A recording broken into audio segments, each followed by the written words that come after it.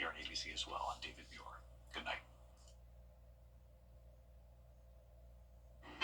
I'm expecting rain and even some strong to severe storms on Thanksgiving Day. Then after that, we have a huge cool down starting on Friday with a hard freeze expected next week. I'll have more details on the forecast, including the look at those temperatures coming up. Right now on News Channel 6 at 7, the 2025 budget approved in Augusta. What items made the cut? Also ahead, chaos in Wagner. We'll hear from the mayor as he weighs in on the issue. And Thanksgiving comes early. What the Josie class of 94 is doing to feed the community as your news at 7 starts now. Live from Television Park, this is WJBF News Channel 6 at 7. Good evening. You're watching News Channel 6 at 7. I'm Bria Smith. Thanks for joining us. Coverage you can count on begins with Augusta commissioners approving the 2025 spending plan, but not before the administrator presented more than $1 million in new cuts. George Escala has the story. District Attorney Jared Williams making the case for more funding to hire staff to get cases to court. For him, the 2025 budget is a winner. The win is for the victims in our community and for those who are impacted by crime.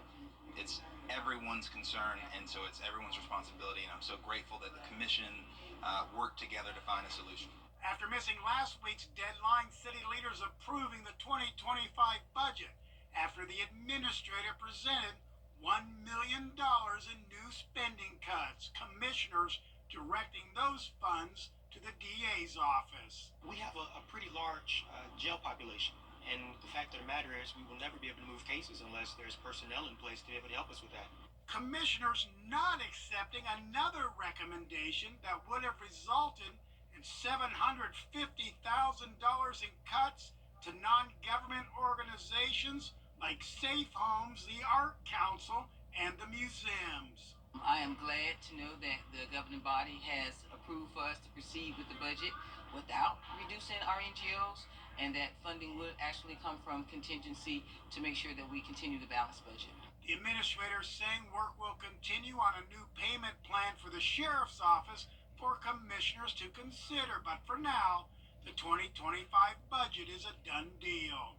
We also can come back after the first of the year and look and move some things around.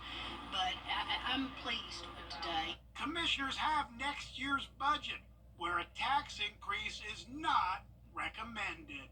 In Augusta, George Escala, WJBF, News Channel 6. The mayor of Wagner speaking out for the first time since the town lost nearly its entire fire department last week.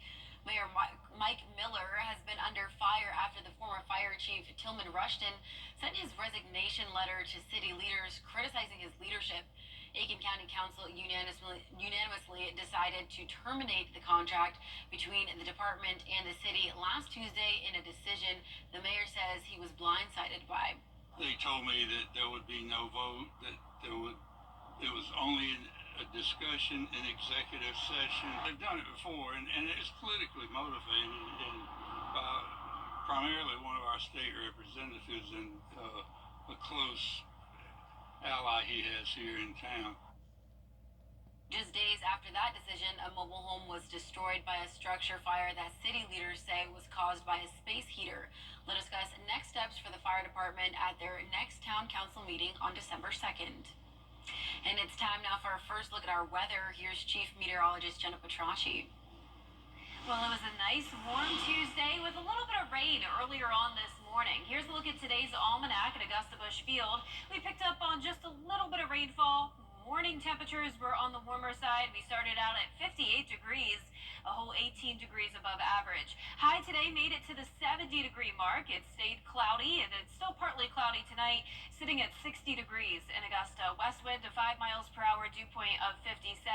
As we look across the CSRA, anywhere from the upper 50s to low 60s this evening in the passing clouds seen on satellite and radar. Also a few sprinkles there around Burke County, but other than that, it's nice and dry. Tomorrow morning will be dry as well, and a little bit chilly at 50 degrees at 8 o'clock in the morning. We'll climb into the upper 60s in the afternoon. A great day for any Thanksgiving travel. It's only 2 days until the big holiday, and here's a look at what's on the table for your holiday showers and even a few strong storms for your holiday, starting in the afternoon, continuing into the evening. It's also going to be very windy with those high wind gusts up to around 35 miles per hour. So Thursday is going to be our active weather day, but back to sunshine on Friday. But keep in mind, if you're headed out Black Friday shopping, it's going to be chilly, high of 58 degrees. So you'll definitely need a jacket with you, and you'll really need to bundle up next week when we'll likely have our first hard freeze of the season.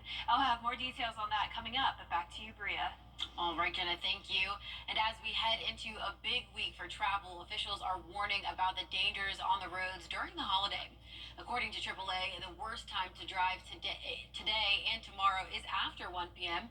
The single worst day to drive and fly is Sunday. According to the National Highway Traffic Safety Administration, in 2021, December drunk driving deaths were the highest they had been in about 15 years. AAA encourages holiday travelers to get a vehicle inspection beforehand.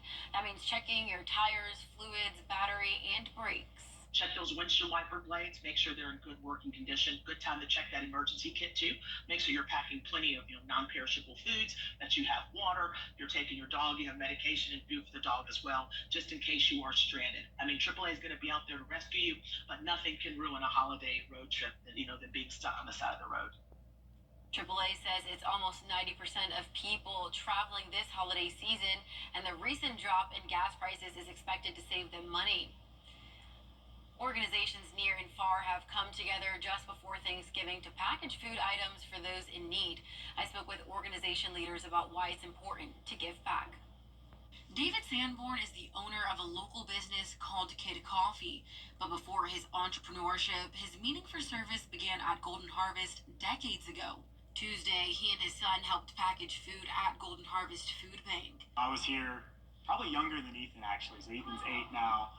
And we volunteered. My mother certainly taking the lead. I can't take any credit, but it certainly taught me what the importance is of giving back. It's why Sanborn and his family spend time at the food bank packaging food items for seniors in the community. Certainly important for my son, and I want him to learn and have that experience as well, because it's important as a community. I think you have to learn at a young age and learn from the example of your parents. Frontline Impact Project also joined in on the food packaging day, in addition to donating 11,000 cans of Spindrift water and black tea and 2,000 Kind bars. Both organizations say hands-on volunteering is important, especially around this time of year. It's also important to realize that people are hungry outside of these holidays. It's nice that we can give them something a little bit extra to feed, but the reality is a lot of people are living in food deserts, even outside of just being in the disaster area. You can give back in a lot of different ways. It doesn't just have to be time. It doesn't have to be donations in terms of financial donations, right? It could be gifts of food, right? Donating food. But the reality is the need's there, and that it's not, you don't have to take enormous, big, giant steps to do something that's very meaningful to other people. Golden Harvest in the Master's Table Soup Kitchen will be preparing food on Wednesday for their Thanksgiving meal service. In Augusta, Bria Smith. And speaking of giving back, the Grovetown campus of Warren Baptist Church holding a special event tonight. It's the 5th year the campus is hosting its Here For You Thanksgiving meal ahead of the Thanksgiving holiday. The event is in place to address loneliness during the holiday season, as many who go to the campus are in the military and can't always go home for the holidays. In our community, a lot of people are from out of town. They're away from their extended family. And so what we say is that when we think of Thanksgiving, we think of large family gatherings, and the church is a big family. And so we just invite people that are away from their extended family to come and have a family dinner with us. Church leaders say they'll be serving more than 100 people at tonight's gathering. TW Josie High School's class of 1994 gathering today for its 15th annual Feed the Community event. Hannah Latier was there. Happy to have Thanksgiving now. It's a Thanksgiving tradition. Feels like maybe the last day of school, graduation. Just a great feeling to see everybody in good spirit, giving back to the community. It's really nice. Cars came through the line and volunteers handed out to-go boxes full of homemade Thanksgiving favorites. The food was free and for everyone. We have turkey, dressing, macaroni and cheese, some great candy yams, some collard green beans, and some cranberry sauce. The blankets, and other necessities. It's really heartwarming. And you have to be mindful of all of that and just give the people a smile and show them that we're here for them.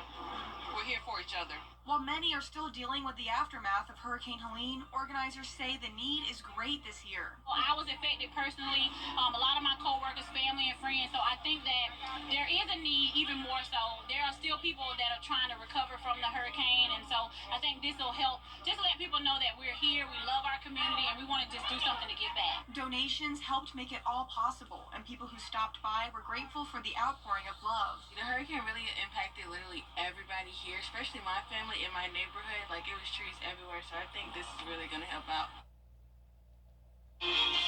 Coming up, President-elect Trump is threatening to impose new tariffs on Mexico and Canada, what it will mean for Americans after the break. And it's staying warm through Thanksgiving, and by the holiday, we're also going to be watching for rain and thunderstorms moving in. That cold front will be followed by a big cool down on Friday, back to sunshine, but we will have very frigid temperatures for the first few days of December. I'll have your full Viper 6 forecast when we return. Georgia's heavy truck traffic. Now, your most accurate forecast with WJBF Live Viper 6. Welcome back. I hope you had a wonderful Tuesday. You may have seen some rain this morning, and you may have also seen a beautiful sunrise. Unfortunately, we didn't get too great of a sunset. We had a lot of cloud cover, but here's a look now at our Terry Lambert Hyundai Skyview cam. It's dark outside, of course, here at Wellstar MCG Health. We're sitting at 60 degrees, so still mild out there under partly cloudy skies. West wind of 5 miles per hour. Upper 50s towards the north, low 60s down towards the south. It's pretty much dry other than a few stray showers in Burke County. Notice the cold air all the way up in the north, teens in Bismarck, but then a big warm up down towards the south where we are above average in the 60s, even some 70s in southern Florida and southern Texas. But for a satellite and radar, notice those showers that were in Burke County now pushing into Jenkins County. That is it though when it comes to the rain, so overall mostly dry, at least over the next couple of days. We're going to have high pressure in control, but we've been watching this low pressure out in Colorado, and there it is. We have a warm front and a cold front. Warm front will go over us, warming us up for Thanksgiving. Then we'll have the cold front passage, and every time we're under that area, that is instability, and it'll bring us the chance of some strong to severe storms for your holiday, unfortunately. Now, as we look at our day planner tomorrow, though, if you're going to be headed out on the roads for some Thanksgiving travel, it will be A-OK. Nice and mild in the afternoon, upper 60s, but then warming up to 73 on Thanksgiving with a 70% chance of rain and storms. So here's our future cast. We do have a lot of disagreement between models, so I'm going to walk you through two different scenarios. One of those showing isolated showers early in the morning on Thanksgiving. Then between the hours of 10 o'clock to the rest of the afternoon, it does show the possibility of some of these cells getting pretty strong with gusty winds and maybe even a brief spin-up tornado threat. You can see the way the structure of those cells look does indicate the possibility of some rotation there. Now, this model only takes us through 1 o'clock in the afternoon, but you can see more storms are expected to head in behind that first round. But we have another model that's showing a completely different scenario. So this is later in the day. It's showing 8 o'clock in the morning, just a few sprinkles, and even through the 12 o'clock hour, it's not showing anything like that last future cast was showing. So this takes us into 3 o'clock in the afternoon with a line of rain and storms coming through, and the leading edge of this could be severe. So this is later on in the day, and of course we'd have the heating of the day at that point to bring us more instability to fuel some of those storms. So at that point we could have more widespread rain and storms if that scenario were to play out. We'll have a lot more certainty tomorrow, so be sure to join us then. But as of now, prepare for the possibility of severe weather between the hours of 11 a.m. to 7 p.m. Marginal risk for everyone in the CSRA, and it's also going to be windy. Wind gusts up to around 30 to maybe 40 miles per hour in some places, even outside of the storms. Rainfall totals between around half an inch to 1 inch, with some heavier downpours with thunderstorms. We could pick up to around 1.5 inches, but I'm not concerned about flooding. I am concerned about the cold, though, for next week. Frigid start to December with 20s all across the CSRA. We are going all the way down to 26 degrees next Monday. Monday morning, 24 next Tuesday morning. So it's time to remember those 4 P's: people, pets, plants, and pipes as we go into next week. Here's a look at your 10-day forecast. It is going to be beautiful and sunny all next week, though, but very, very cold. Highs even down into the upper 40s. Back to you, Bria. Still ahead, the world's largest retailer is rolling back their diversity, equity, and inclusion policies. We'll have the details when coverage you can count on continues. And always committed to quality customer service. Get the latest video in one click at WJBF.com. The WJBF Live Viper 6 Skyview Network is sponsored by Terry Lambert Hyundai. Low prices, big selection, and committed to quality customer service. A major decision at Walmart, and it's not about holiday sales. Walmart joins a growing list of companies rolling back diversity programs, also known as DEI programs. Brianna Nally has the details.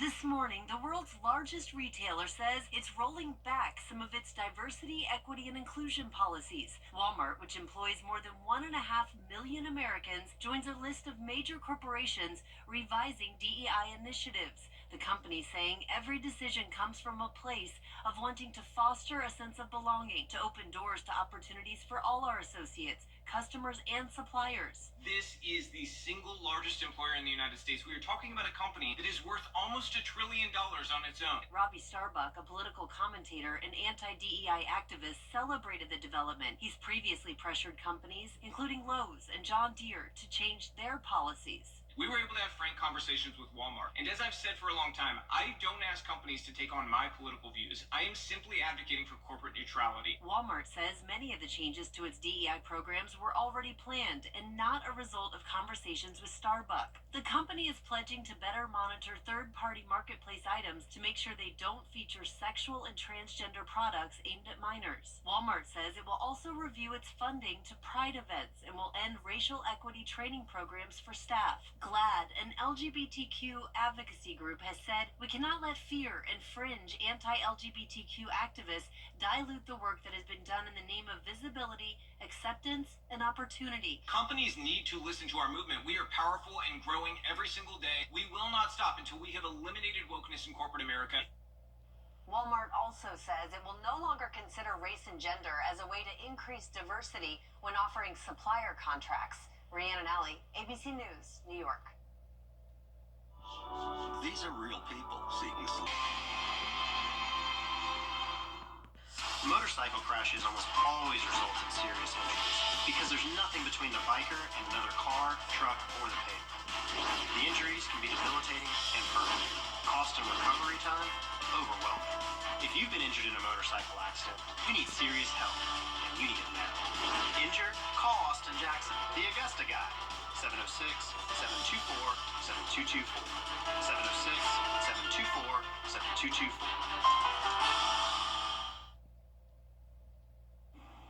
KFC is giving gift wrapping a tasty touch this holiday season. The fast food restaurant launched its limited edition finger-licking good wrapping paper in the UK and Ireland.